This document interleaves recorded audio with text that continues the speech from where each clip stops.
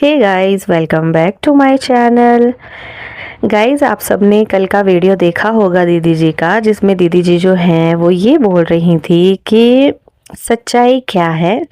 तो जब लोग उसमें देखने गए तो खैर उसके अंदर ऐसी कोई सच्चाई थी नहीं। लोगों ने बहुत ज़्यादा क्रिटिसाइज़ किया, लोगों ने बहुत कमेंट्स किए, बैड कमेंट्स किए कि तुम मतलब व्यूज़ के लिए ऐसे क्लिक बेट वाले थंबनेल जो है वो डाल रही हो। बाहर तुमने लिखा है कि सच्चाई क्या है और अंदर कुछ भी नहीं जो है वो बताया। तो मैडम सोशल मीडिया पर एक स्टोरी डालती हैं जिसमें कि बोलती हैं कि ये एक सोशल एक्सपेरिमेंट था।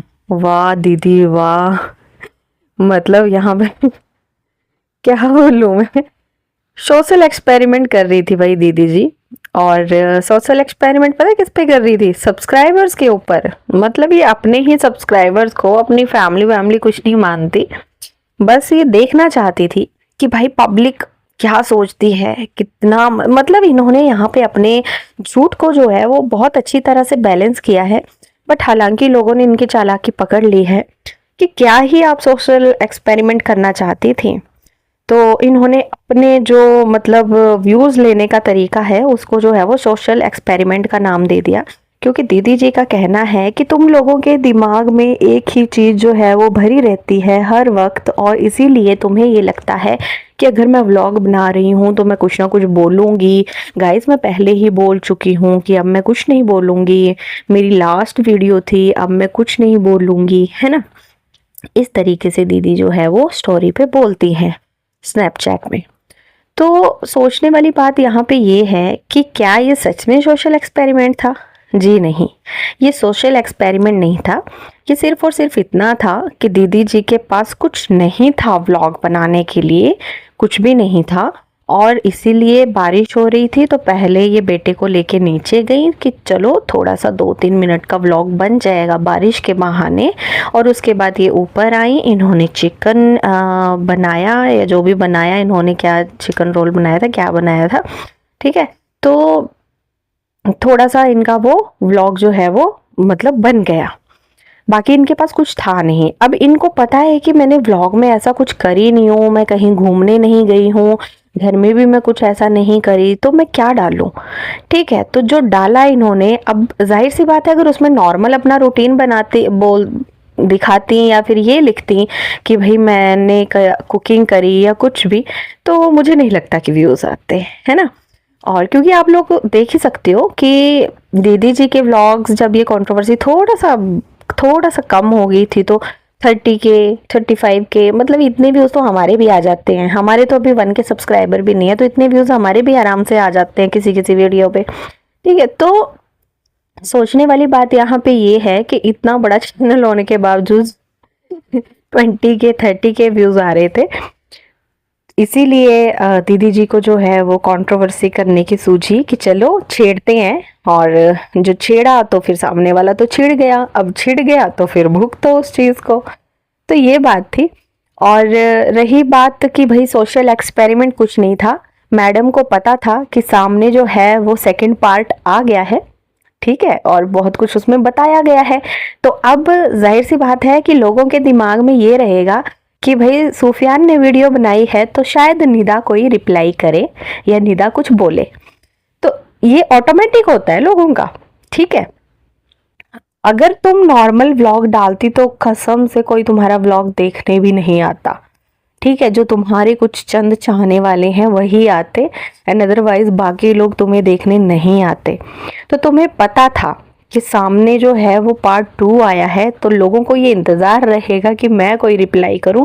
लेकिन हालांकि मैं कोई रिप्लाई नहीं करूंगी क्योंकि मेरे पास कोई प्रूफ है नहीं देने के लिए, ठीक है। तो इसीलिए मैं टाइटल ऐसा डालती हूँ कि लोग जो हैं वो आ जाए व्लॉग देखने, और वही हुआ। यहाँ पे आपने ये कोई सोशल एक्सपेरिमेंट नहीं किया, यहाँ पे आप खेली सब्सक्राइबर्स की फीलिंग्स के साथ, ऑडियंस की फीलिंग के साथ यहाँ पर खेला गया, ठीक है। क्योंकि पता है ऑडियंस तो बेवकूफ है, आएगी और जब एक बार आ गई तो पूरा व्लॉग देख के जाएगी। और लोगों ने देखा है, लोगों ने पूरी वीडियो देखी है, ठीक है। तो यहाँ पे आप लोग ये सोच लो कि मैडम मतलब कितना माइंड स्ट्रांग है इस लड़की का, कि इसको मतलब व्यूज लाने हैं, ठीक है, कैसे भी लाने हैं, क्योंकि पैसा जो है वो व्यूज से ही आएगा। डेली व्लॉग इसीलिए डल रहा है। जहाँ पे दूसरी तरफ अगर आप लोग सूफियान को देखोगे, अगर उसको सच में व्यूज चाहिए होते या पैसा चाहिए होता तो अब तक वो डेली डेली डेली व्लॉग बनाता। लेकिन आप लोग देखते हो उसका व्लॉग कभी वीक में एक बार आता है, ठीक है, कभी 2 बार आता है, डेली व्लॉग नहीं आ रहे। हालांकि ऐसा नहीं है कि वो बना नहीं सकता, वो बना सकता है, वो अपने यार दोस्तों के साथ बाहर घूमने फिरने जा सकता है, डेली के व्लॉग अपलोड कर सकता है और लोग जाएंगे उसका व्लॉग देखने, ठीक है, बट नहीं जा रहा। अभी जो वो कंट्रोवर्सी लेकर भी मतलब कंट्रोवर्सी क्या, जो वो रिप्लाई भी कर रहा है ना, तो उसको मजबूर किया गया है वो सारी चीजें करने के लिए, ठीक है, उसको इतना पॉक किया गया क्योंकि लोगों को पता ही नहीं चला। आधे से ज्यादा जो ऑडियंस है, जो यूट्यूब की ऑडियंस है, उनको पता ही नहीं चला कि कहाँ पे चल क्या रहा है। क्योंकि बहुत कम लोग ऐसे होते हैं जो मतलब स्नैपचैट वगैरह यूज करते हैं, ठीक है, और मैक्सिमम लोग जो हैं वो थोड़े बहुत इंस्टा भी चलाते हैं, नहीं तो बाकी जो ज़्यादातर लोग हैं वो यूट्यूब पे ही देखते हैं।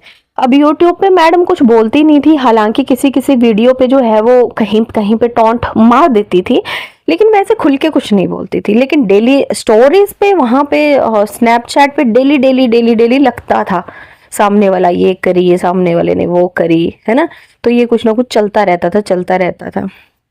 अब जब सुफियान को लगा कि नहीं भाई अब मुझे भी आना चाहिए सामने और खुल के बोलना चाहिए, क्योंकि सामने वाला गलत करके भी लोगों की नजरों में सही है और जो सच में सही है वो लोगों की नजरों में गलत बन गया है, और इसका सबसे ज्यादा इफेक्ट पड़ा है उसके करियर पे।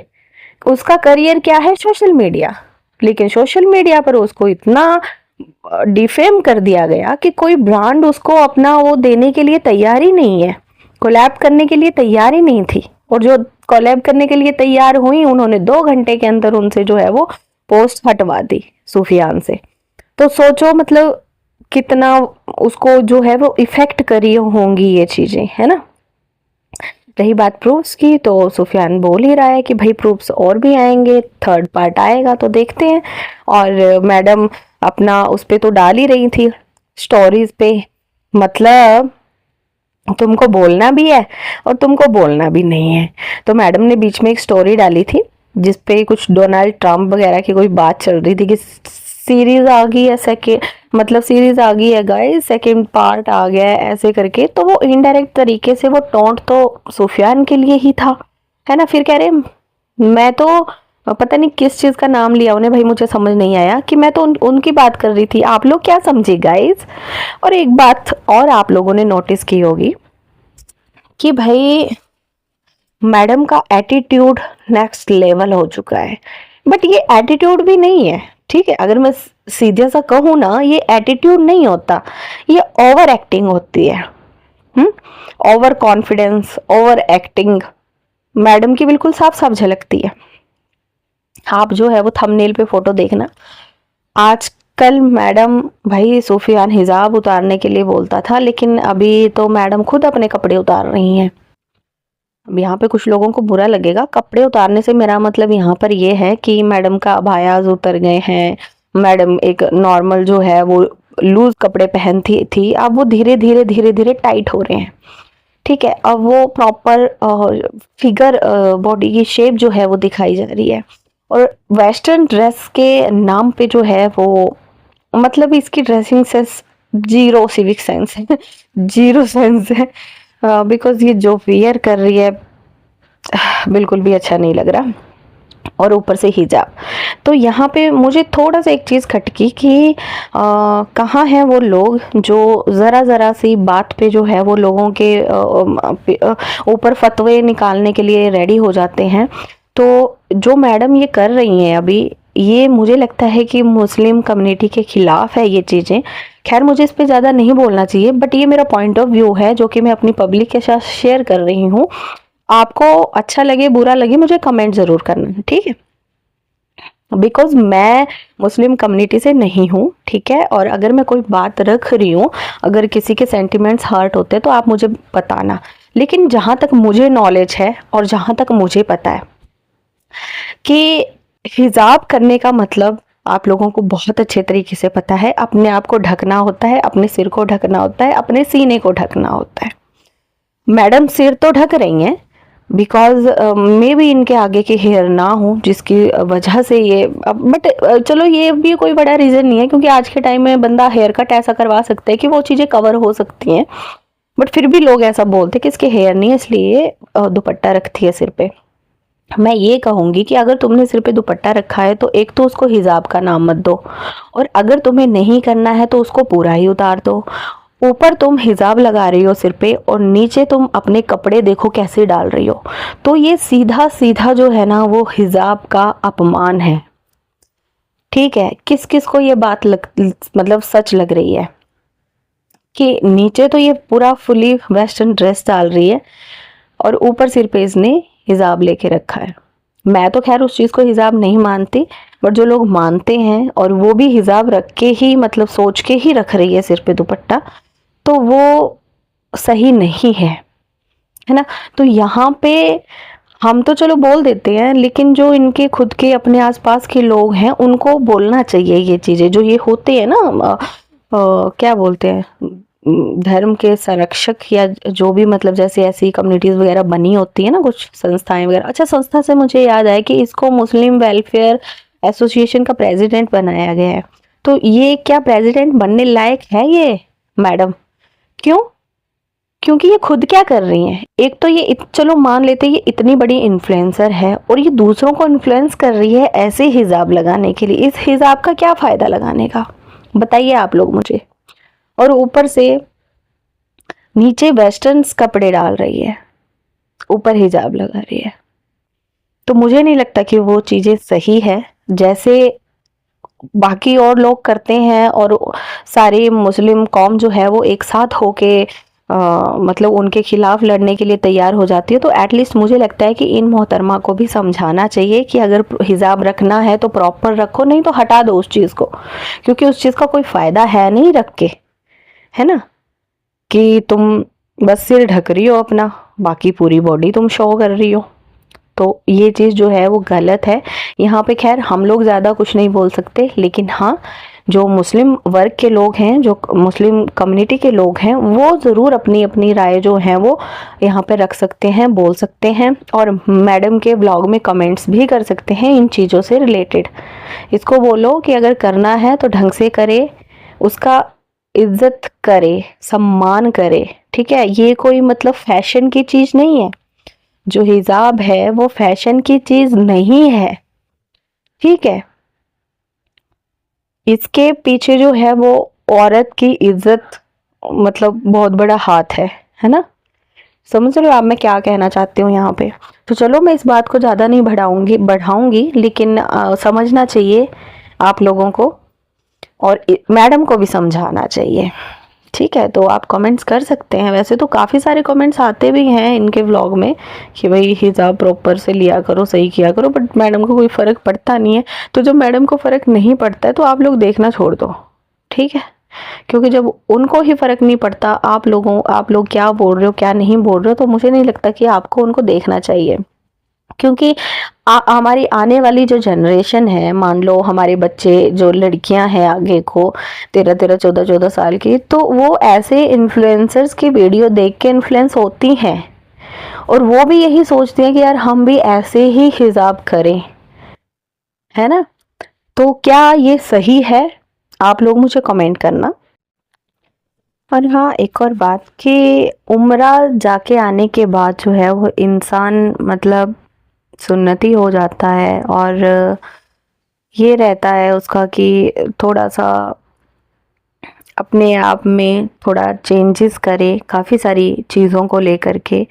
लेकिन यहाँ पे मैडम उम्रा करने के बाद, आने के बाद जो है वो धीरे धीरे मैडम के कपड़े भी छोटे होते जा रहे हैं और मैडम का ड्रेसिंग सेंस भी बदलता जा रहा है। पतले होने का मतलब ये नहीं होता, चलो मान लेते हैं पहले मैडम का वज़न जो है वो ज़्यादा था वज़न, और उसी वजह से ये खुद को कवर करने के लिए अबायास डालती होंगी, राइट। अभी ठीक है, वज़न ठीक है, लेकिन वज़न कम होने का मतलब ये तो नहीं ना कि इंसान नंगा हो जाए, उसे फिर भी अपनी मान मर्यादा में रहना चाहिए।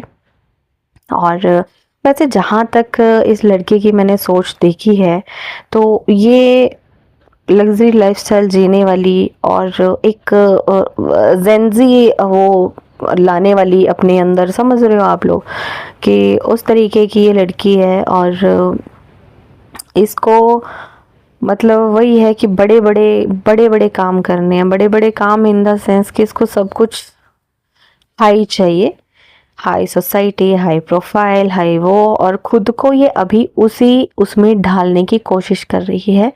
लेकिन मैडम शायद ये भूल गई हैं कि बंदरिया को अगर फ्रॉक पहना दी जाए तो वो इंसान नहीं बन जाती, ठीक है, रहती वो बंदरिया ही है। तो यहाँ पे मेरे कहने का मतलब ये है कि भले ही मैडम फ़िल्टर लगा लगा के खुद को जो है वो अच्छा दिखाने की कोशिश करें, लेकिन अंदरूनी आप क्या हो, वो बैक कैमरा आप क्या हो, वो आप बहुत अच्छे तरीके से जानते हो, और आपको जानने पहचानने वाले लोग भी बहुत अच्छे तरीके से जानते हैं। आप पब्लिक को बेवकूफ़ बना सकती हैं, ऑडियंस को बेवकूफ़ बना सकती हैं, ठीक है, लेकिन आप खुदा को बेवकूफ़ नहीं बना सकती। और कहते हैं ना कि कर्मा सब इसी जन्म में है, तो वो बैक आता ही है। अभी नहीं आएगा, कुछ टाइम के बाद आएगा, लेकिन आएगा ज़रूर, और आ भी चुका है। बिकॉज़ सूफियान की फैमिली ने और सूफियान ने जो जितना सहा है इन 9-10 महीनों में, मैडम को तो उसका 10% भी नहीं मिला, और उसी में मैडम की क्या बोलूँ मैं, हालत ख़राब हो चुकी है, ठीक है। और अगर इससे ज़्यादा कुछ किया जाए तो क्या पता मैडम अपना डिप्रेशन, अपनी एंग्जाइटी, ये वो लेकर के सब कुछ सामने आ जाए। हालांकि अभी हमें वो चीज़ें दिखती नहीं है।